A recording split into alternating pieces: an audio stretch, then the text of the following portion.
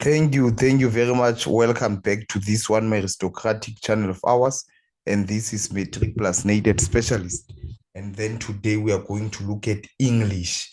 And this applies, it is applicable for both English First Editional and in English Home Language. Remember that we are going to write paper 3. So I want to say good luck to you and ensure that you are listening this to the end of the module. Refer back to the previous modules which you have entailed basically about the essay. Today we are going to look at paper 3, which is now part and parcel of the formal letter. And the more formal letter, you know that let us ensure that we are also getting that 30 marks under section B. So the longer transactional text, remember that we are having a variety or more of the longer transactional text. Let us get an overview what is expected of us to know when we are writing our paper 3, and then let us listen up until to the end of the module.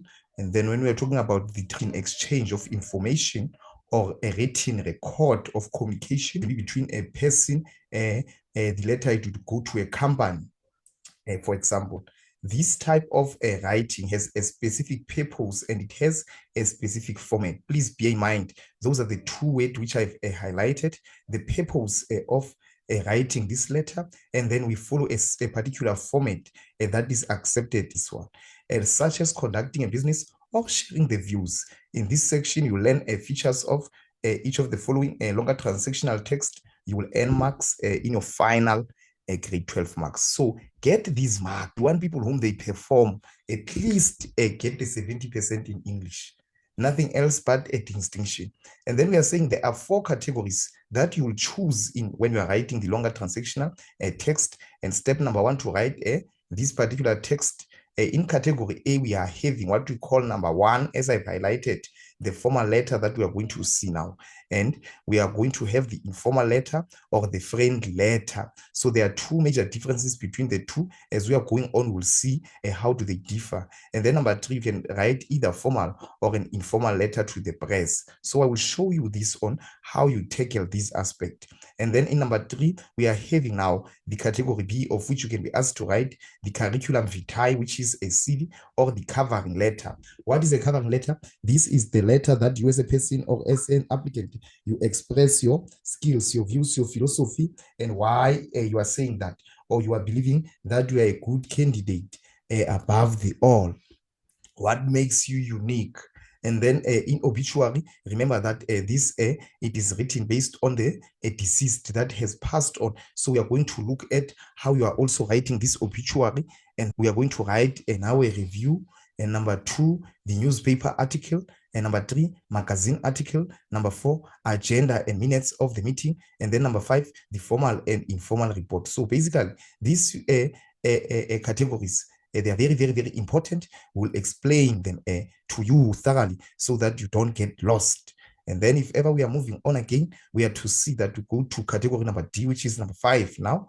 And then here, we are going to learn more on how to construct the dialogue, how to construct the formal or the informal speech, which they will be part and parcel on your examination or on your test series. Later, the formal letter. Remember that there are specific guidelines which you need to adhere to, which you need to stick to.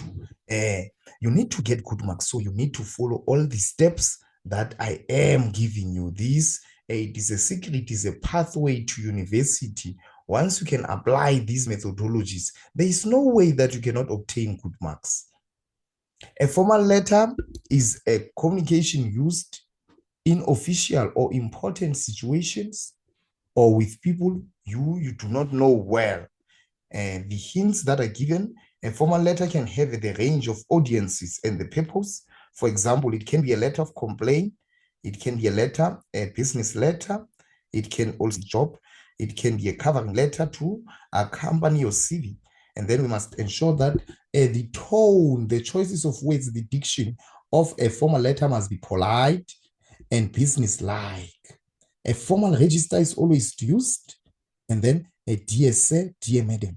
If we are moving on, make sure you lay out information is correctly, such as the address, the greetings, the subject line, and the salutations, and the signature at the end. So you need to what is it that I mean when I'm saying you need to follow these precautions and you need to follow these procedures very well. All right.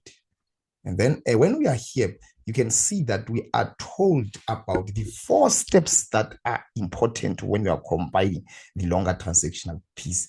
And please ensure that you stick to this. Don't go out of the examination without following these steps. Sometimes I know that we are rushing to go out of the end, but remember, this is for lifetime. You need to obtain good marks.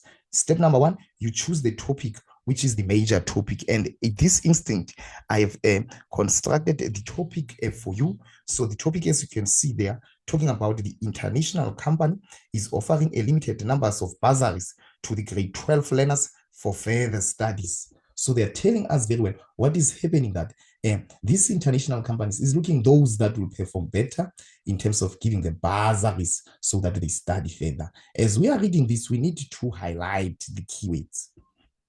Write a letter to the manager of the human resource. You highlight the manager of the human resource, very important, of this company, applying for one of the bursaries. So you are an applicant. Mention the career you want to study towards and state clearly why you deserve this bursary. So you need to convince now the HR, why do you need this bursary? And then you need to follow step number 2, plan the text. So you are obliged to plan. You need to show the examiner, to show the marker that you have planned your work thoroughly. Read through the question carefully. That would help you to think about the contents of your letter. Note these keywords in the questions are: number 1, the bursaries; number 2, the career and deserving this bursary. And why do you logically, and then to make sense after all. Then how are you going to plan? By constructing now what we call the mind map. So you're going to construct, or you're going to, this is our mind map in this instinct. You need also to engage and to remember the topic very well. So the topic usually will be at the epicenter or at the center of the stage, whereby you are writing it, application for bursary 2023. And then you are indicating that you are writing a formal letter. Remember that when you are writing this, we are having this structure which we must follow, which the action, there must be a body and there must be a conclusion. In the introduction, you are introducing the topic to us. The body, that is further when you are explaining, and the conclusion, those are your thoughts and the opinions based on this, or the pleading with the company to take you for this bursary. Paragraph number 1, this is an introduction. We are getting that we are going to write about the background on the introduction, and then we are going to talk about the accounting at the Stellenbosch University. And then in the second paragraph, we are going to talk about the money that you are going to use in order to obtain this, the debt that you are going to go through in terms of loaning into the bank, do anything that you are needed for you to succeed, and then you dedicate your time towards your studies. And then that can be the aspect. And then in paragraph 3, we are going to talk about the accounting as your passion. When you are convincing this HR, and then we are talking as for maths and accounting, you are very, very good in Excel. You don't just pass, but you excel now in those particular learning areas. And then that would be paragraph number 3. And then in paragraph number 4, that is your conclusion. And what is it that you are going to do in your conclusion? We are going to look for a response forward. I hope you take this in order. I hope my application will be reviewed. So those are the responses when you are conducting or when you are constructing this letter. All right. And then I've said that we are moving step by step. Please bear in mind, don't skip any step. Don't hesitate. Write these thoroughly, and then you will see the light shall shine. Step number 3, you write and edit a draft text. So it means you are writing and then you are editing this draft text. Write a draft of the text using the ideas from the plan. Edit the draft by correcting number 1, the grammar needs to be corrected. Number 2, the comma, the spelling and the format error. Those are the things that you need to take to consideration before you can construct anything. And then this is your rough draft. It is very important that is there, that the marker sees it. Remember that on your right hand side when you are writing, that is your own now address. And then this is 13 First Street at George, 6530. And the letter was written on the 26th November 2023. And then you are skipping a line here. This is the line that you are skipping. And then on the left hand side, that is now when you are going to write these companies are going to the manager of human resource. It is situated at the Price Waterhouse Cooper at 23 Langfeld Street in Cape Town, 2103. So I want you to check the indentation in terms of we are writing on the margins now of the pages. It needs moving on again. You can see that we've got now this salutation, dear Mr. Retief, and the subject, it is the application for 2023 bursary in capital letters. Then you skip a line and then you start the introduction. I was raised in a poor yet well-educated family. I would like to get a BA degree and do my honors at Stellenbosch University. And we are moving now to the body. We are skipping the line here. See the space of the indentation. It shows that we are skipping the line. My single mother works hard for our money, yet we still have a lot of debt. At this moment, I would do anything for a chance to improve my life and to work towards achieving success. As I am dedicated to making a success of my studies and becoming a chartered accountant. So you can see that there are two errors which are wrong, and it is replaced with the one that have corrected it here, and it is making. And then become, it is corrected, the verb there is corrected in a form of becoming. And then we skip a line. We move again to the other body. Accounting has always been my passion. From grade 9, I have always known that I want to study to become a chartered accountant. On the academic front, I have a 81 average and I achieved A symbols for maths and accounting. I do not aim to pass, I aim to get distinction. That is the last now paragraph of the body. And you can see that there are two errors that has been made. She corrects abbreviation, and then you can see that the ACC, it stands now for an academic. And then the AC, it is for accountant. And then lastly, we move to the conclusion. We skip a line. I look forward to your response. You skip a line. Yours faithfully. Underneath, you put a signature. As you can see that there's a signature. And then you write your name, Emily Van Veek, in this instinct. Remember that we have not yet, you are not yet done on writing. This was just the rough draft. So we are moving again, final step. And this is the corrected new. There's no error. There's no rubbings which are made.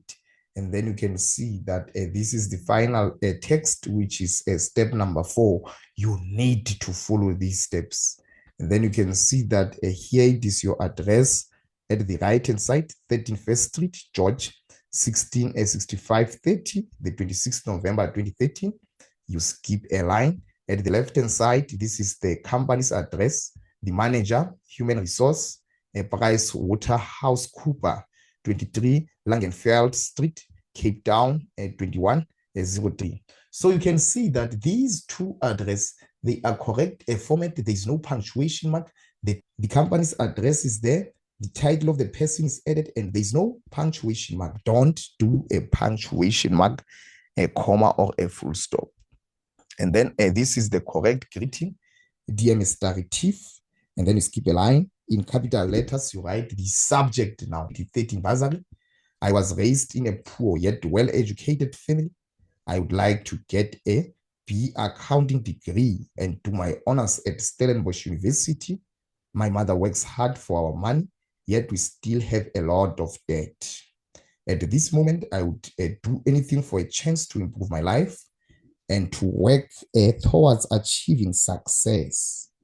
I see myself as a perfect candidate for this bursary, as I'm dedicated to making a success of my studies and becoming a chartered accountant. And then when we are moving on, we would see that it goes, accounting has always been my passion. From grade 9, I've always known that I want to become a chartered accountant.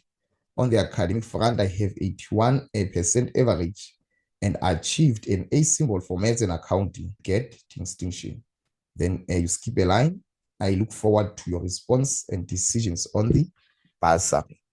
And then you skip a line, and then yours faithfully. And this is the correct salutation. And then you are underneath putting a signature, and then your name. All right. And then lastly, what is important there, it is in every word, and you leave the addresses, and then you write the words that you have counted them down here.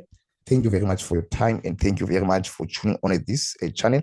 Good luck on your final examination.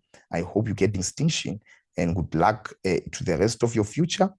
Tune on for more at MATRIC+NATED Specialist. Thank you.